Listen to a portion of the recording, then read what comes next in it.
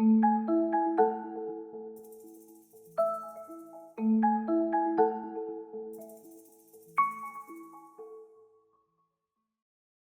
んにちは、アミリスの落合徳子です。田中メリです。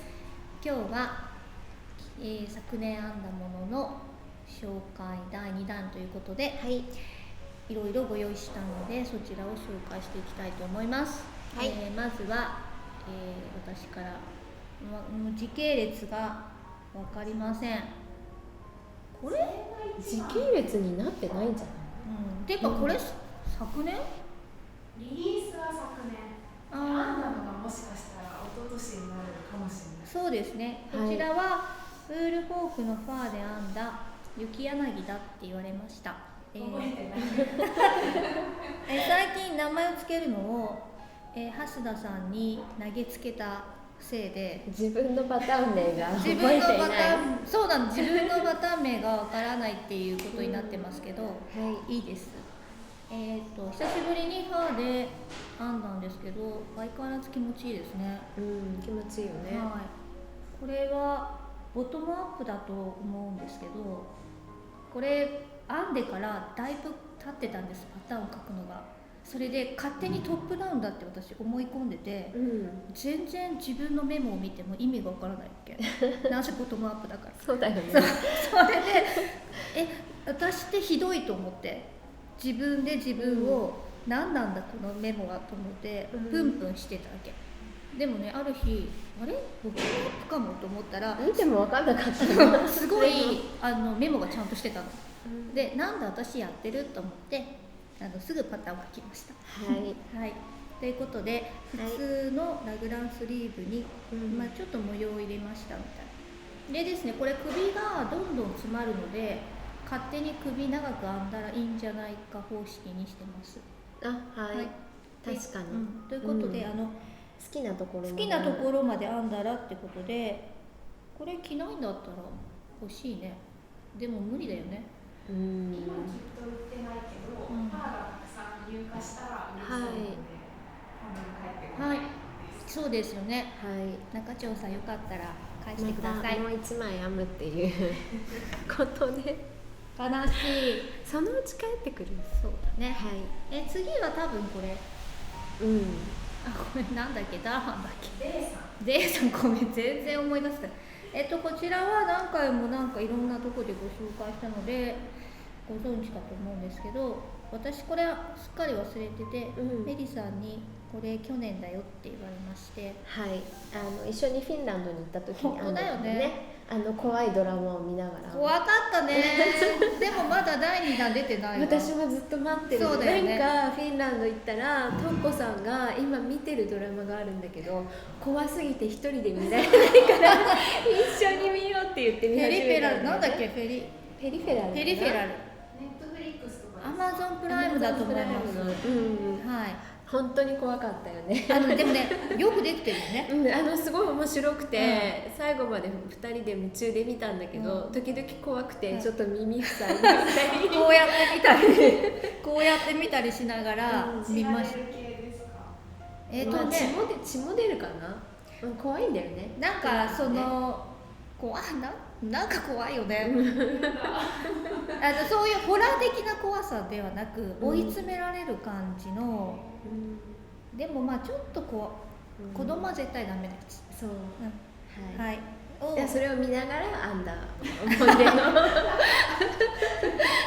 それと怖いけど、とにかくすごい色を使って、でもエイミーも喜んでくれて、すごい良かったなと思いました。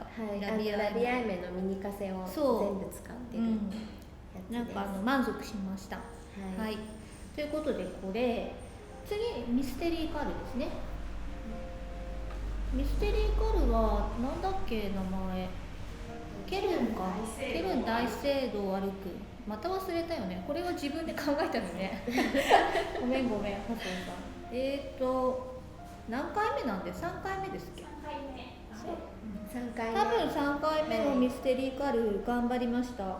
年々ですね、納期が早まっておりまして、この仕事、今年は3月4月だから5月6月ぐらいでやってたかな、うん、4、5、6前ぐらいで6月に終わればいいみたいなのでもちょっとかかったんですよ私いろいろ考えて。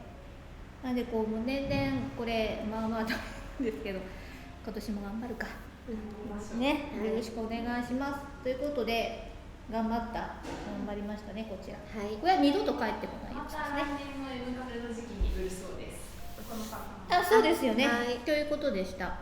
それで、1回目に紹介した夏休み編み物を挟んで、はい、これをずっとやってました、はい、でなんか皆さんによく編んでいただいてるマイキーなんでしょ、これの方が後だよねでも編んだのはね。そう、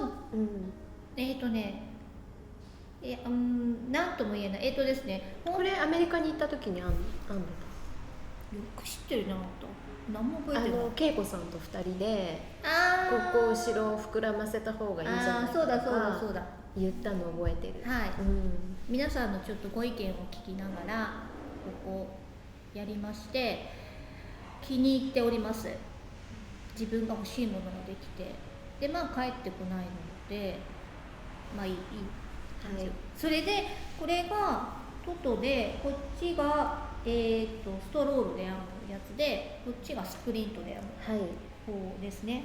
でこう見ての通り前がものすごく短くて後ろが長いっていうやつなんですけど一回これで編み始めて全部編み終わった後に気に入らなくて、パターンを変えてこっちをサンプルニッターさんに編んでもらいながらこっちを自分で編みながらもう一回検証するってことですごい追い詰められた1ヶ月を過ごしましたけど、何回もほどいてたしね、なんかもう嫌だったけど頑張ったでもこれ気に入ってる。それでみんなに言いたいのは私これだいぶこれ上なんですけど長く編むことももちろん可能だし、後ろの引き返しを途中でやめることも可能だから、こんなに差をつけたくない人は差をつけなくても大丈夫。そうだよね、だしこの襟は拾って上に上げてくるのでもっと冷たい人はもっと編めばいいだけのことですので、ご自分でいかようにも変えられる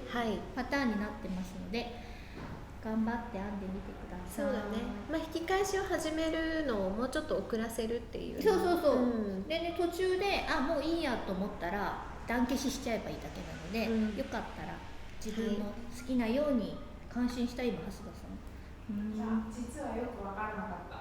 そうだね途中で段消しってどういうことだろう。引き返しをあと何回繰り返すっていう回数を勝手に短くすればいいと思うんです。そこを省いて例えば5回っていうのを3回までって自分で3回までやって先のKDS みたいな部分に飛べばいいだけだと思うんですよ。だからそこを勝手にはしょっちゃう。するとこのカーブが柔らかくカーブの長さが短くなる。だからこんなに長くしたくない人はそこをなくしちゃえばやめちゃえばいいだけ。でもそれをやるんだったら全部をもうちょっと長く編んでからやった方がいいですね。やってもいいかもしれないね。さらに短くなっちゃう。後ろも短くなっちゃうからね。なんでもう前は全然引き返しを始めるのを遅くすればいいだけだから、前をですね。もうちょっと編んでから後ろと前後差が少しだけにするっていうのもありかな。いろいろできるのかなと思います。はい。でも背が低い私は前を短くした方がバランスがいいと思って前をだいぶ短くしてるので、背が小さい方は前をちょっと短くされた方が、いいかな。スタイルよく足が長く見えると思います。はい。ということで仕事の説明が終わった。はい。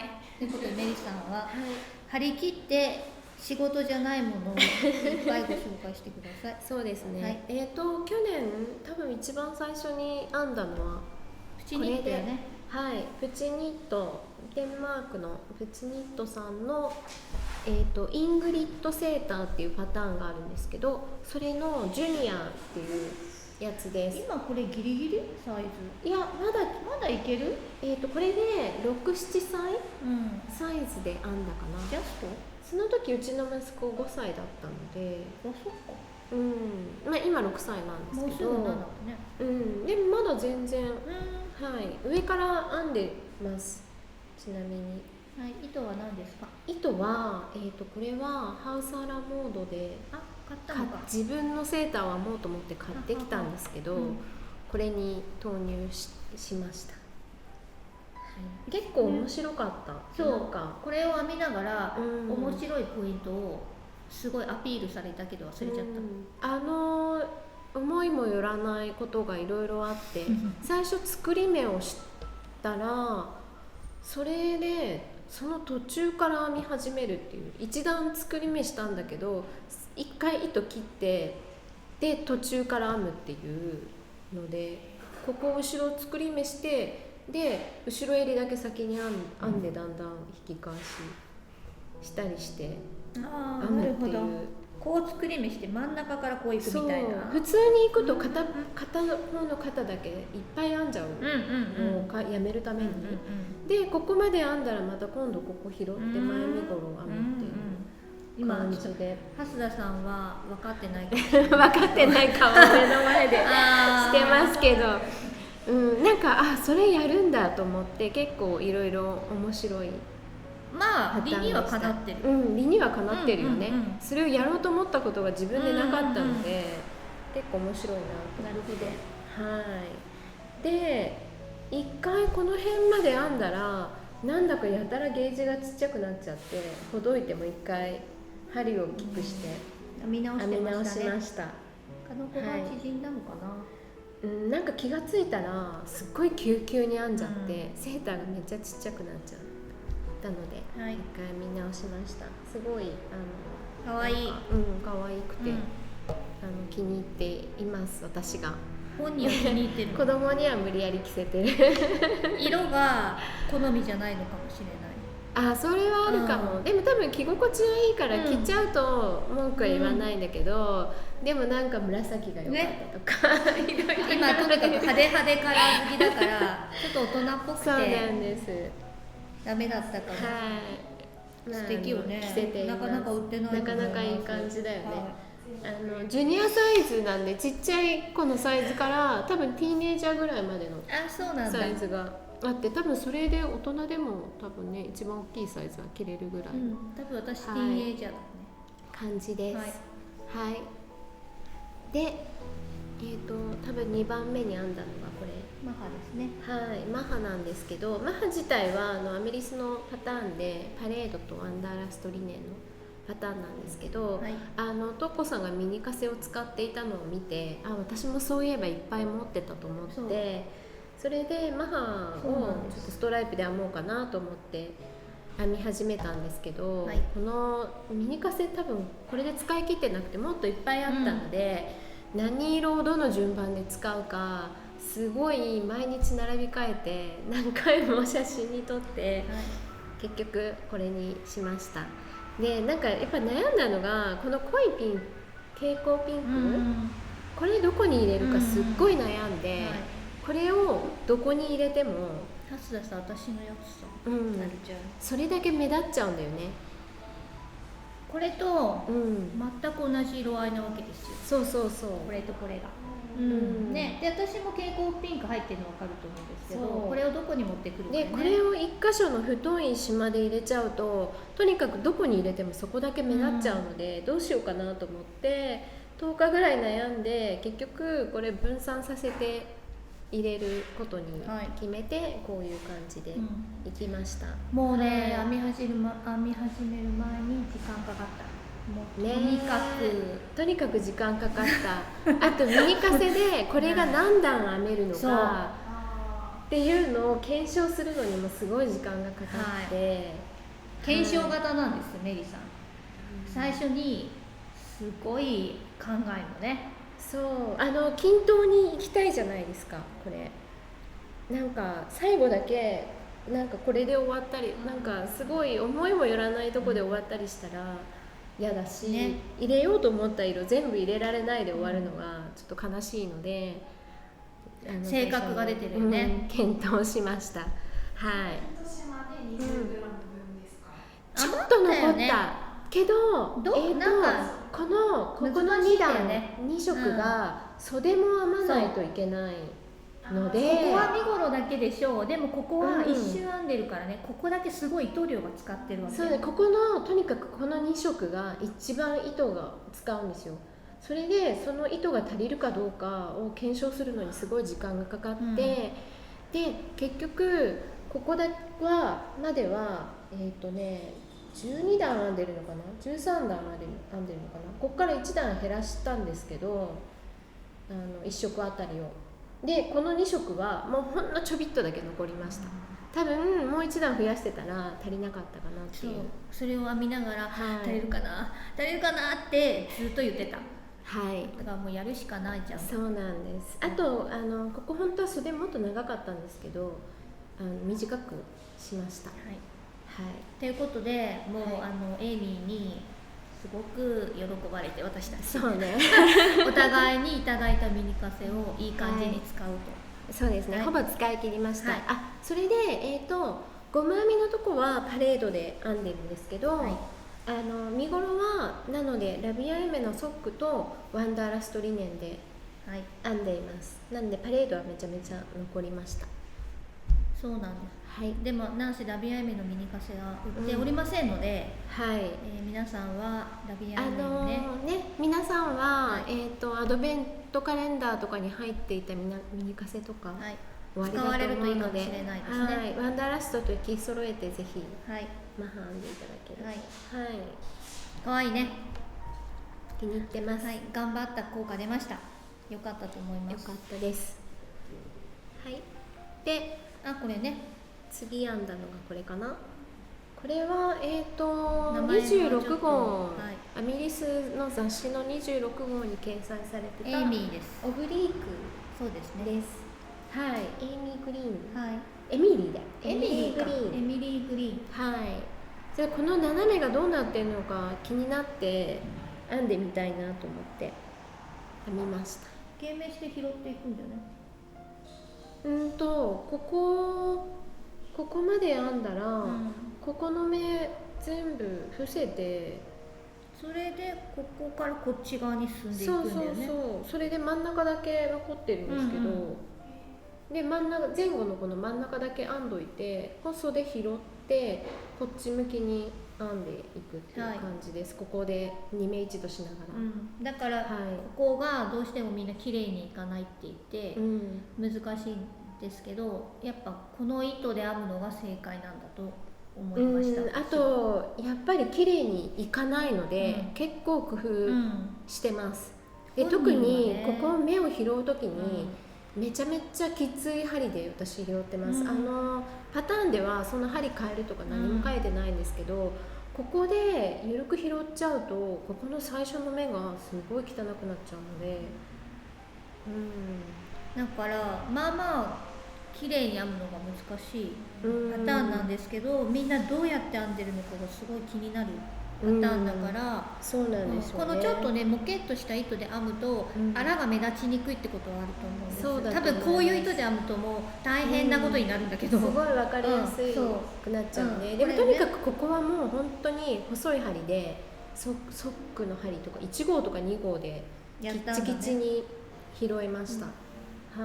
まあでも似合ってたよ。素敵でした。すごい着心地もいいし、気に入っています。で次がこれ最後ね、懐かしのアシュビーをもう1個編みました。昔編んだのは紫だったんですけど、あれどこ行ったの？まだあるよ。違う、もうちょっと普段使える違う色で編もうかなと思って編みました。1個目よりちょっと大きくなったかな。大きい。あの時小さく編んだもんね、糸が足りないと思って。私が1個目を編んだ時はまだ糸量の指定が5化成で、になってて、5化成で足りなそうだったので、すっごい必死で救急に編んだんですけど、もう寝ないで私も調整しちゃっただってその時はシェルターを売ってる店はないから、日本に。だよね。私たち2人で、アメリカから買ったんですよ。でもトッコさんは6カセ使ってたよね。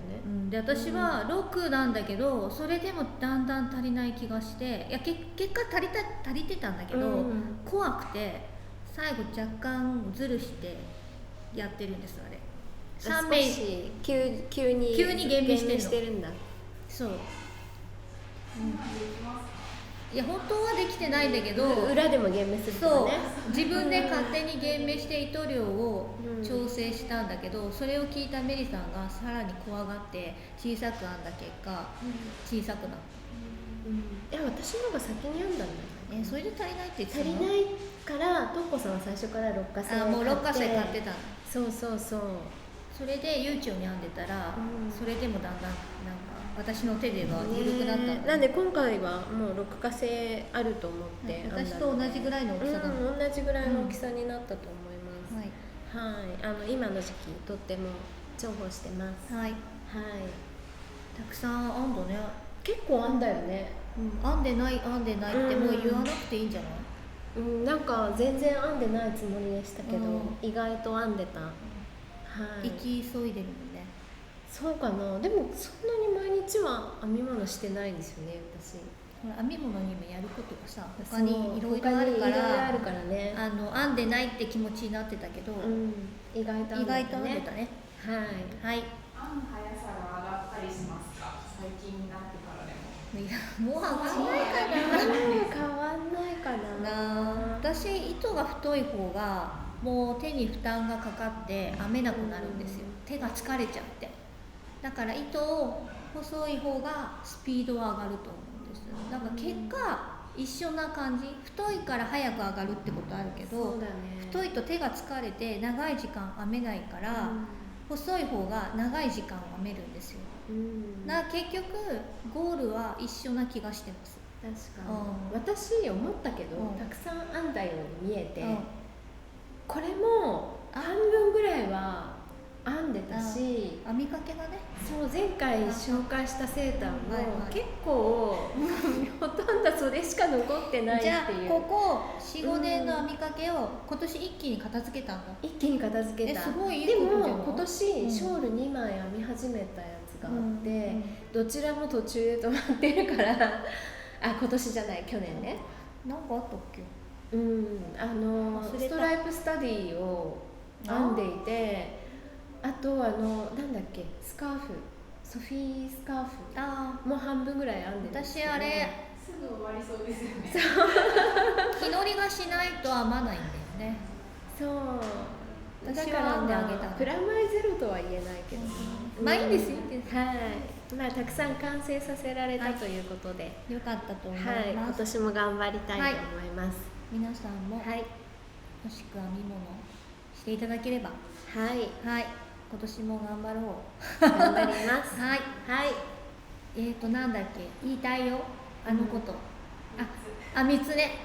このチャンネルがいいと思ったら、チャンネル登録、グッドボタン、グッドボタンっていうの？